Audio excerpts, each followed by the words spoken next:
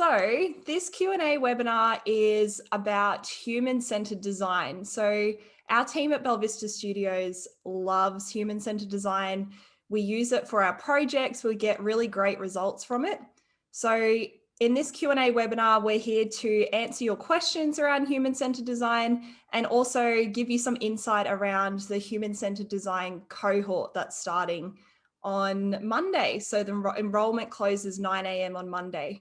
So thank you for everyone who did come along. Some of you will be watching the recording and that's great as well. So I guess some questions have come through before now. So we have some pre-collected questions that I'll go through in this webinar.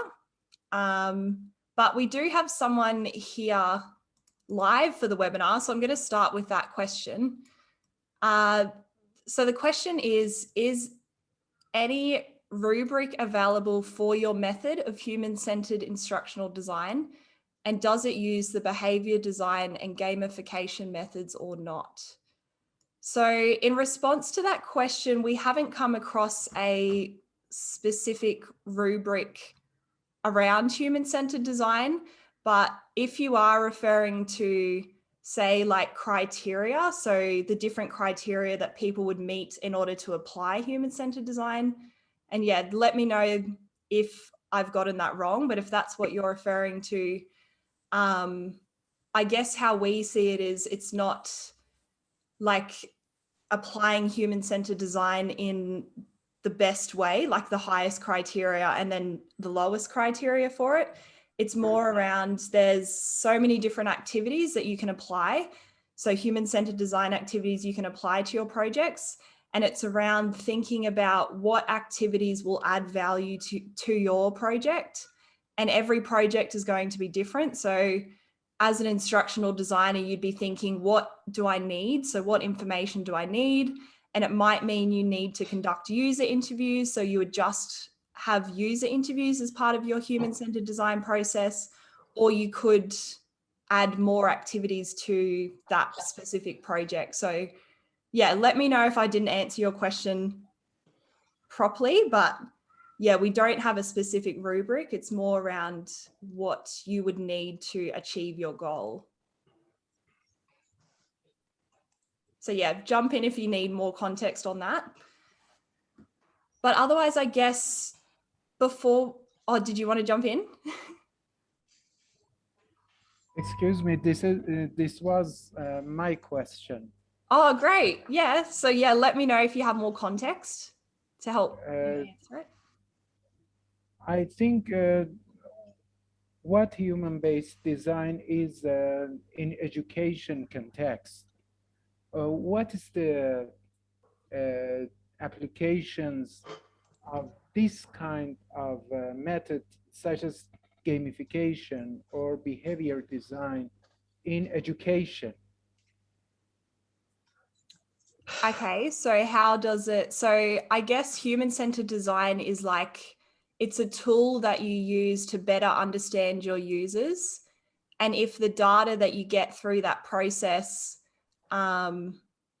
makes you believe or shows evidence that gamification would work for your specific audience, then you would use that. So I guess human-centered design, it's a process that you use and you would use that on top of other processes. So you could use gamification as well as human-centered design. Human-centered design is just about talking to the people that you're designing for and using that data to make decisions around how you create learning experiences. Does that help answer your question? Yes, great. Thank you very much. Where these kind of data come from? So with human-centered design, the data would come from you. There's different methods that you can get the information, but it's around getting to know the context of your learner. So that could be done through conducting user interviews with them, having them involved in workshops, doing user observations, so watching them in their environment.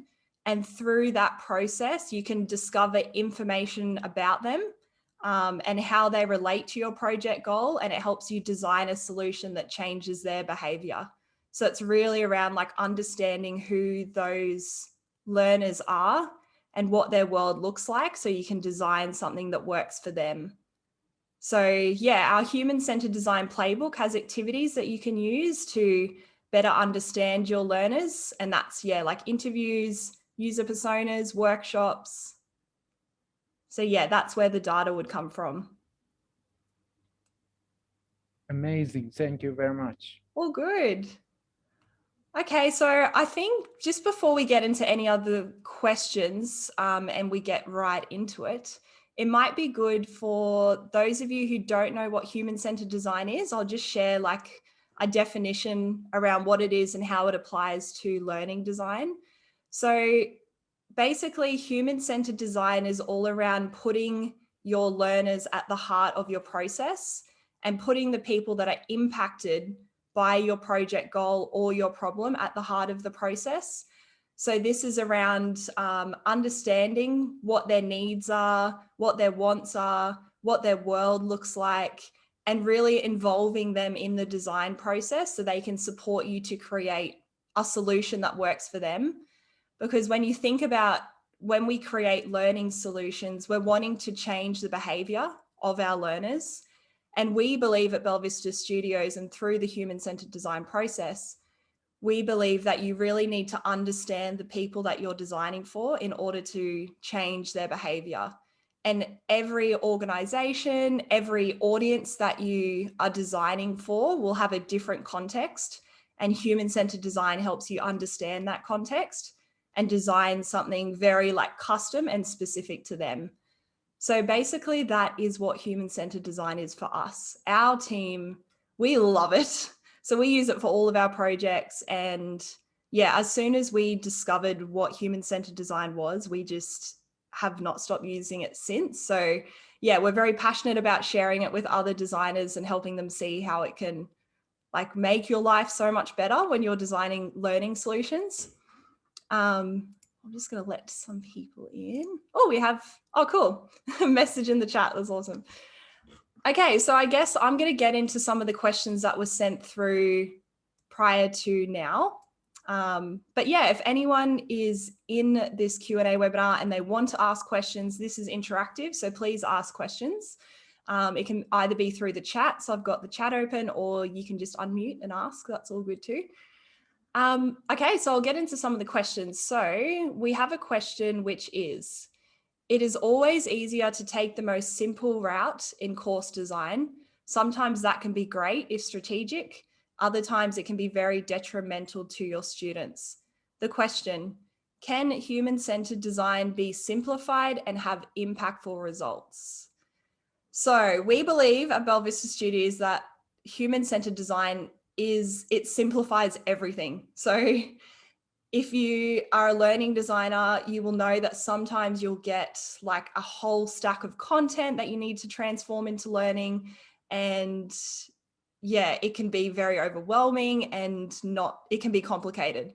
So human-centered design really helps you understand what information is important. So through speaking to your users, through speaking to your subject matter experts, you really discover what do they need to know and what do we need to include in the solution for them to change their behavior. So we believe it can be very simple. And you can also make it as simple as you want. So we have a number of activities that we use, but you don't need to use all of them. It's obviously like the more you use, potentially the better, but as a learning designer, you just need to be thinking, what information do I need? So in order to take the next step, in order to create a storyboard or start creating a prototype for my solution, what information do I need? And the human-centered design activities can help you get that information. So if you don't have time to incorporate every single human-centered design activity, that's fine. I think like even if you can't gain access to your users, it's not ideal, but you can still empathize with them and step into their shoes. So this could be like creating a persona. So even if you can't speak to them, you'd think, what would it be like in their shoes? So what would their world look like? And just empathize with them.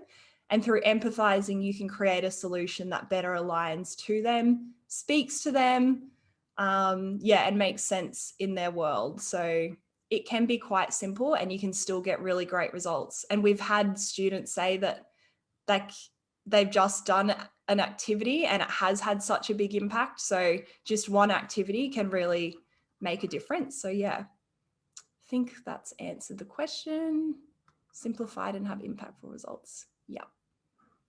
Yeah, so empathy is so important. So it's the first phase of design thinking. Yeah. Just being empathetic, stepping into the shoes of the people you're designing for can have such a big impact. So we have a question in the chat. What is your services in human-centered design? So let me know if I haven't interpreted this correctly, but basically we're just a learning design team and we use human-centered design to create our solutions. So we run like human-centered design workshops with our clients. We run user interviews with our learners, and that's basically how we design projects. And we were getting really good results. So now we've started sharing it with other learning designers in the industry. So that's what we do with human-centered design. Okay, so we have another question here. When you say human-centered design, are you referring to design that follows UI and UX principles, or design that is instructionally sound, or design that achieves and measures business goals? So I guess human-centered design is another tool that would build on those things. So for user experience and designs that achieve and measure business goals, I guess human-centered design helps you do those things. So it's about solving a problem, and it's a problem-solving method. And I think through using human-centered design, you would create a better user experience and you'd also design better learning. So I think it would, it does for us. It helps us achieve your business goals because you're putting your learners at the heart of that solution. And yeah, so I guess it's all about solving a problem, and through the process, you end up covering user experience and all of those other things as well, depending on, how well you run the human-centered design process. But I think like a lot of that comes from human-centered design when we use it. So the next question is, what strategies can I use with my stakeholders to get them to understand why we use human-centered design? So this is a good one. I feel like a lot of people ask this question. Our team has experimented with it and we do have some good advice for this that works for us. So hopefully it works for the person who asked the question and everyone else who's listening. So if you're trying to get your stakeholders to understand why human-centered design is so awesome, it's around influencing them. And it's incredible because human-centered design, you can use it for so many different things, and it can also be used for influencing people. So when you think about it, human-centered design is all around putting the human at the center of your problem. And it's the same thing with influencing. So you need to put the person or the stakeholder that you're influencing at the heart of how you do it. So the first thing that you would do is you understand what's important to them. So when we have clients that we are wanting to get them to understand why human-centered design is important, we really seek to understand what's important to them. So it could be potentially they want to do well in their job and they want to impress their boss, or it could be they want to perform well, or they don't want to waste time in their team. So if you can find out what those, or they don't want to waste money as well, that's a big one too. So if you can find out what those things are and speak to that and show them how human-centered design can help them in that space, it can really help you to influence them. Because human-centered design, it helps you solve the right problem through speaking to different stakeholders, speaking to the users. Sometimes the problem that you started solving can change or be completely different when you start to understand the context. So yeah, it helps you solve the right problem. So for example, say you're creating a learning solution that's teaching people how to do a certain thing. So it's helping people gain skills. Through human-centered design, through user interviews, you might discover that it's actually motivation. So learners might be saying, yeah, we know how to do it, but we don't feel motivated to do it, or we don't have time. And that can completely change what you design. So if you can explain that to stakeholders and help them understand if that's important to them to solve the right problem, that human-centered design can help them to do that. Just by sharing examples like that, that can help them really understand how great it is. And like with money, like they don't want to be wasting money solving the wrong problem. Whereas like human-centered design helps you understand what the problem is and helps you solve the right problem. And also if your stakeholders actually want to motivate their learners and they want to create engaging learning solutions, they can do that through human-centered design, because you can discover from your learners what motivates them and what's important to them and what their world is like. And if you can design something that aligns with their world, they're much more likely to be motivated. So yeah, I guess it's just understanding what's important to them. And then we actually do an activity in the playbook around this, and it's around thinking about what are the benefits of human-centered design, what's important to your stakeholder, and basically we take you through creating a script so that you can share how amazing human-centered design is and help people to understand. Oh, we have a question, a live question. I think the more important issue is that how we understand the solution for our problem is human-centered design. So I think the more important issue is that how we understand the solution for our problem. Could you give a little bit more context on that question, just to help me give you what you need, if you wanted to unmute, or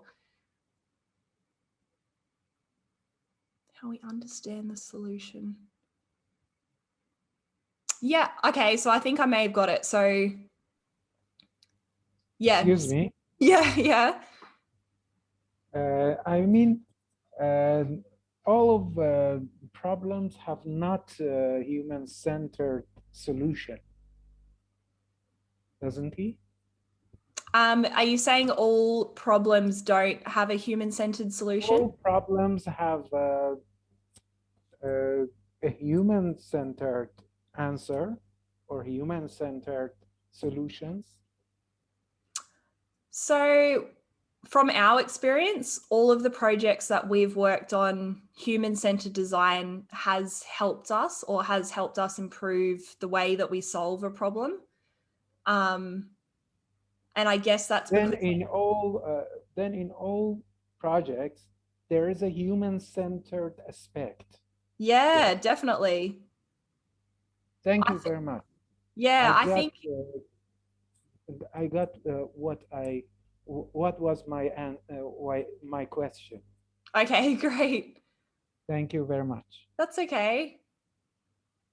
Yeah, I think if there's humans involved in your problem, so if your problem has any connection to a human being and you need to change the behavior of a human or a group of humans, then human-centered design is helpful. And I guess, yeah, in the learning design world, the projects that we have is around helping people change their behavior in order to help you to meet your project goals. So for us, yeah, human-centered design helps us to do that. What is the role and position of cognitive biases in human-centered design? That's an interesting one. So I guess there would be cognitive biases, like people, you'll get so much different data through the different people that you speak to, so the different interviews.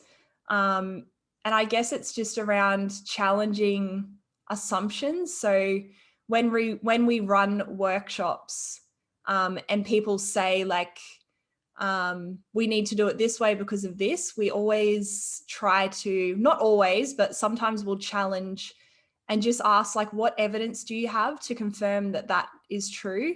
And that helps us understand like whether biases or people are seeing things a certain way, but they might not be seeing the bigger picture. Or yeah, I think that's a good question to ask. So like, what evidence do you have to confirm that that's true?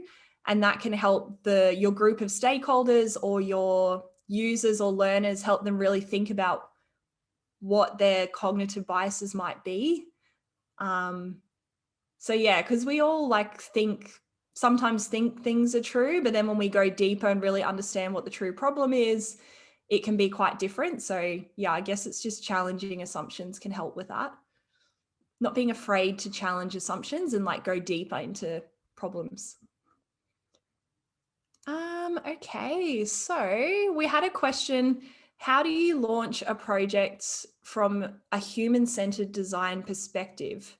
Do you do a typical analysis, or is there another method that you use? So the way that we launch human-centered design projects, it's called a creative conversation. So this is a conversation that we have with our stakeholder group, and sometimes our end users as well. And basically it gets everyone on the same page with what problem we're solving. So rather than a typical analysis, and there could be parts that are the same, what we do is we ask questions. So some of the questions are like, what's important to the business?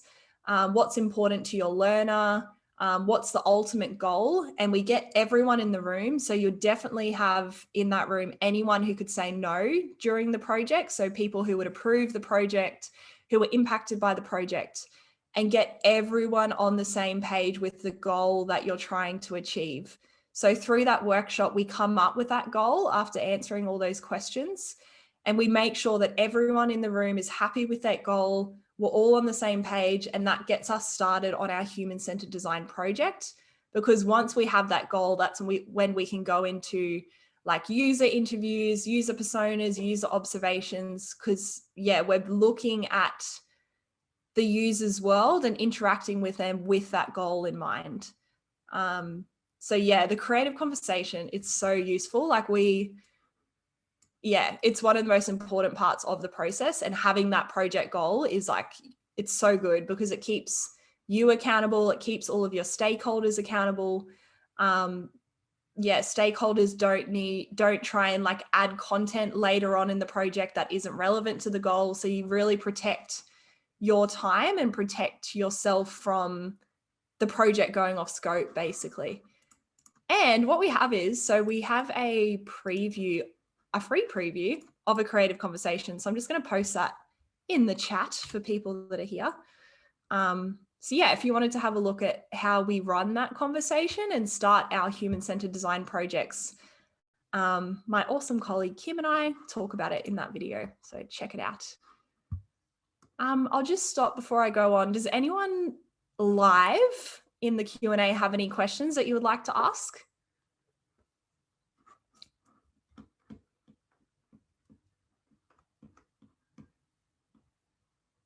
Thanks for coming along as well.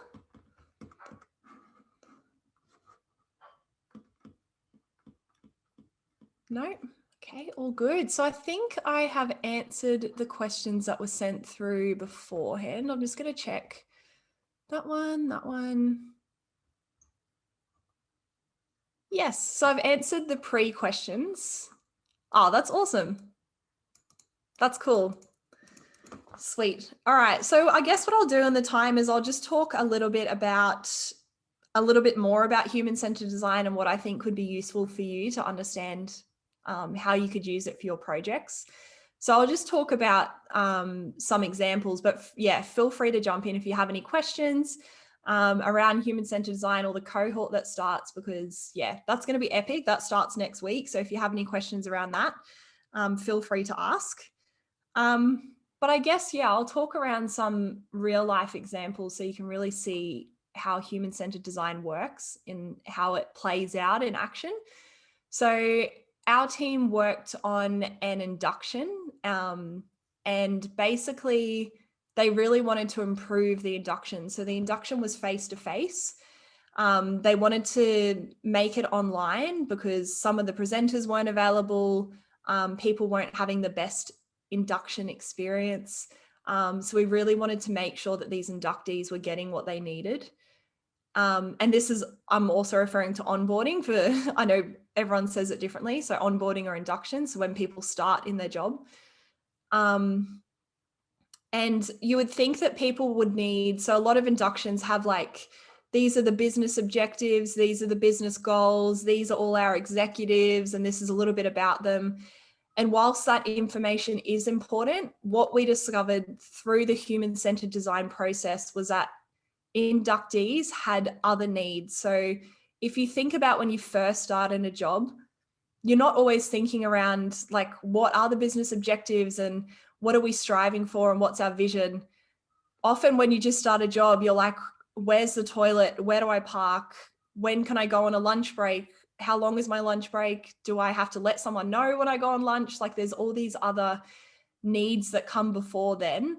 And we discovered this through user interviews and also user observation. So we actually, someone from our team sat in on their current induction and really got to experience it as an inductee. And they spoke to other inductees to get what their experience was and how it was for them.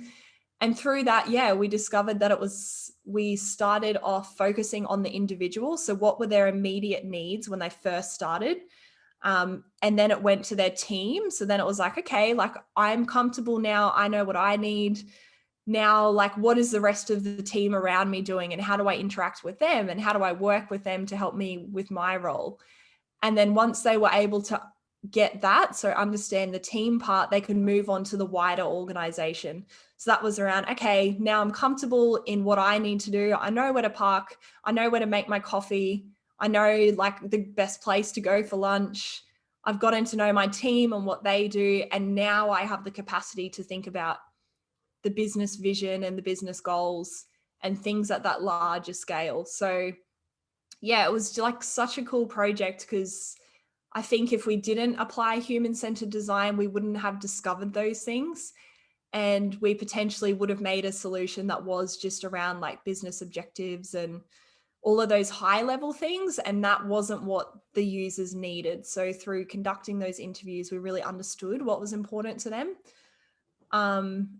Another project that we did was, it was on elder abuse. So you would think like we were creating a solution and we really wanted to understand from the workers, so it was in a retirement home, what that would look like and how like we could motivate them or help them understand what elder abuse is and how to avoid it.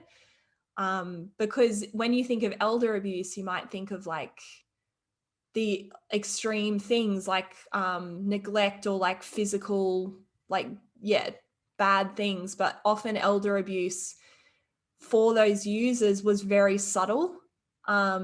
So it could be, say you're working on your shift and you're running out of time. So you're like, oh, I've got to go. I need to pick up my kids. I've got 10 minutes left of my shift. And you don't do a proper handover to the next worker. And that means that something that the resident told you, you don't tell the other person. And then that can result in elder abuse. So it's something as like minor as that. And what we wanted to do is we wanted to really understand what those situations looked like in their world, rather than just, yeah, like talking about someone being physically attacked or things like that. There are like other things that can happen where people don't purposefully or mean to cause elder abuse, but it was happening. So we really wanted to understand what those situations looked like. And that helped us create a solution that was like really aligned to their environment, and it helps them go, oh yeah, I could see how that would happen. Or I know I've seen that happen before and it wasn't intentional, but I can see now how it could lead to elder abuse or how it could be perceived that way. So yeah, it's really amazing the things that come out of it. And yeah, so they're probably two projects that we thought like, yeah, it was really cool what came out of it, and just getting that insight from the users was so helpful.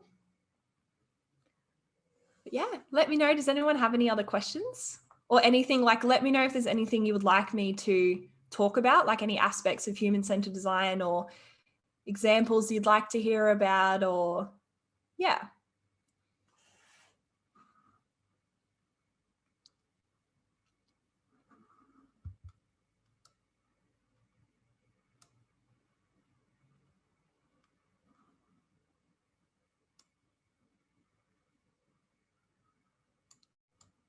No, it's all good.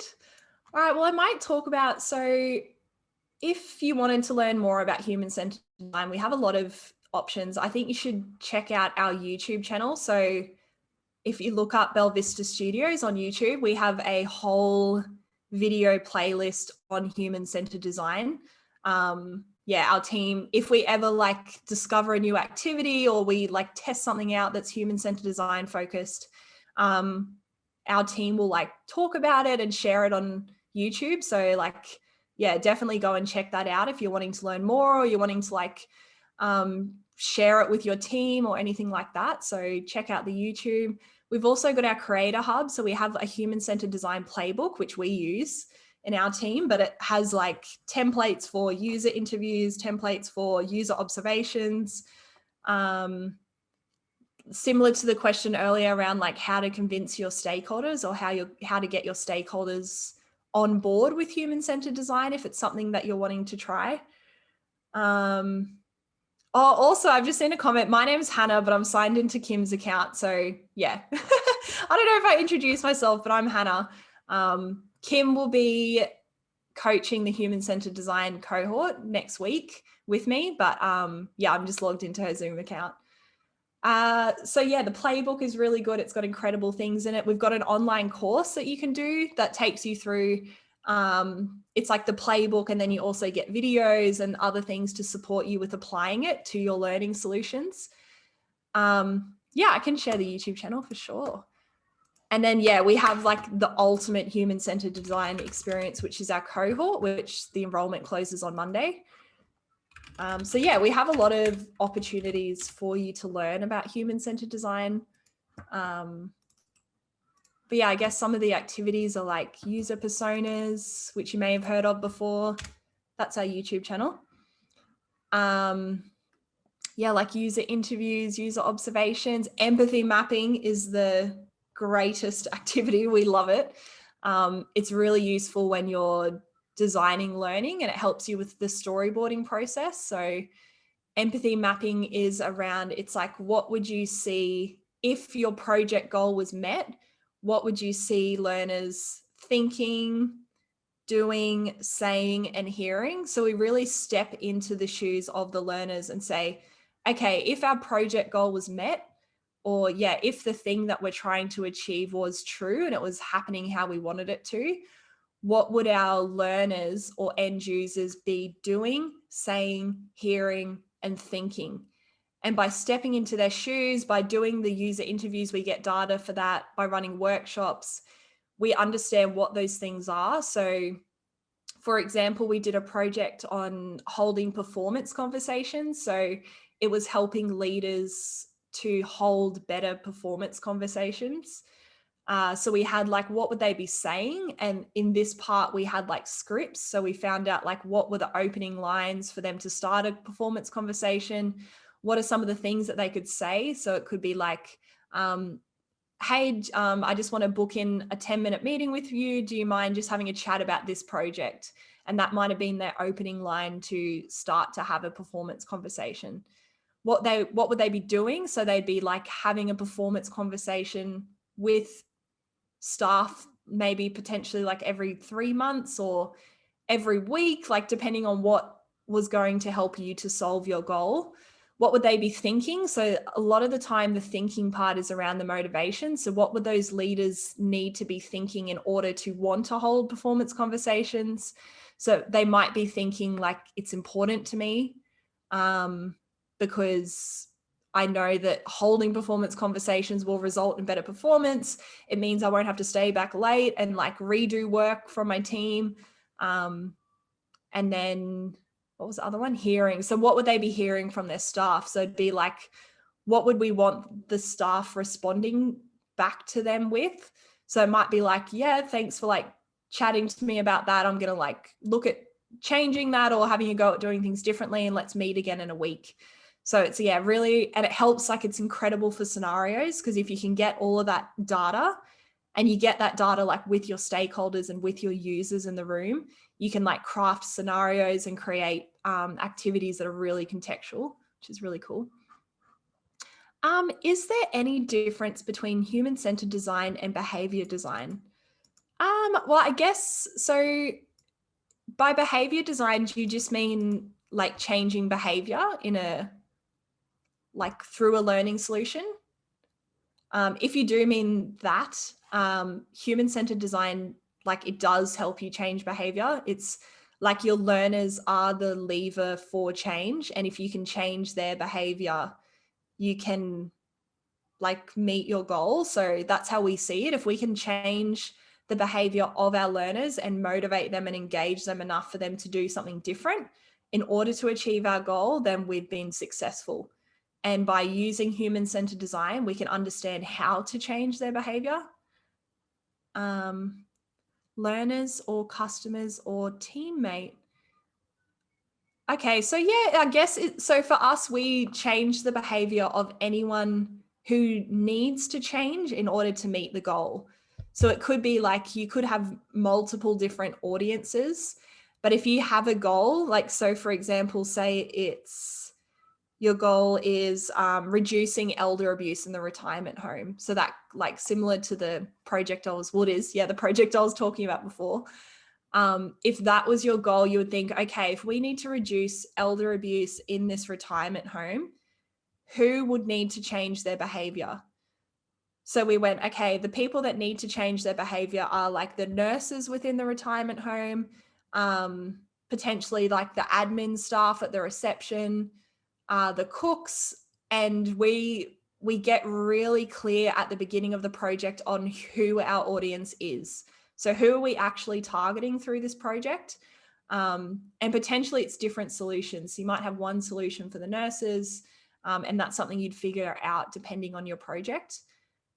But yeah, it's around changing the behavior of like the lever for change, if that makes sense. But yeah, let me know if you want more context on that.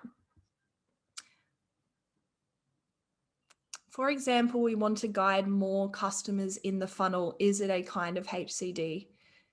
Yeah, so I think so. Like, I see what you're saying now. So human-centered design, you can really think about like, what do my customers want? So yeah, you can apply it to those different audiences. You could apply human-centered design to your customers. So that would be around thinking about what's important to my customer. What does my customer need? What sort of experience would my customer like to have with us? And are we like meeting what they're looking for? So you could be doing user personas on your customer, and it's very similar to what marketing teams do. So they do like those customer personas. And we've definitely done that. So the way we designed our human-centered design like playbook and the courses, we put learning designers. So the people watching this Q&A webinar and in this webinar, we applied human-centered design and had them as our audience. So we stepped into the shoes of learning designers and thought, what would they need? And spoke to learning designers and really understood more about them. So you can definitely apply it to your customers. Yeah.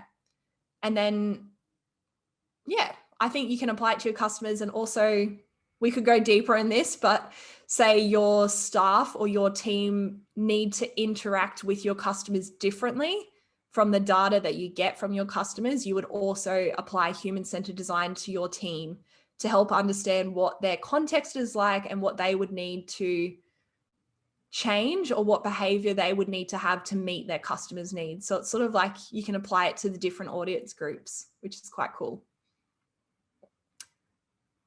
All good. All right, so we've only got 5 minutes left, so feel free to send any more questions through. We've answered the pre-collected questions, so for anyone watching the recording, you can listen to the answer. Well, you probably already heard it if you're at this point of the video, the answer to your question, which is cool.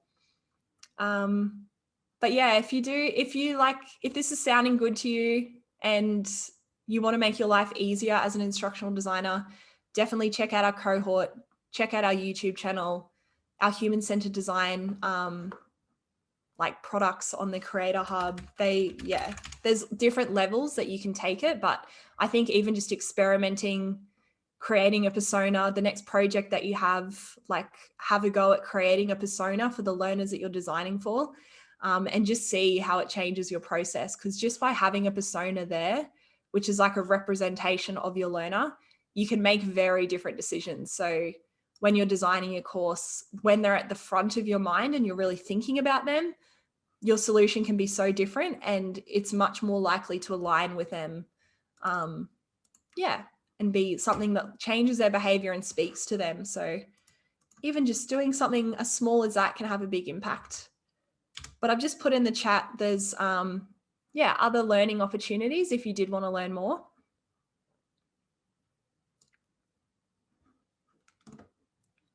But yeah, I'll just hang around just in case you do have any other questions. If you don't, just let me know, that's all good. And we can probably finish up. But yeah, thank you so much for coming. All good. It was great to have you here. Hope you learned something.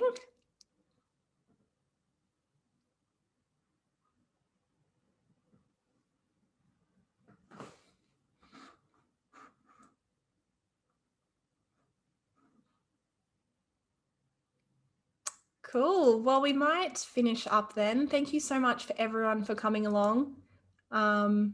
It's been awesome to have you here. Thanks for learning with us.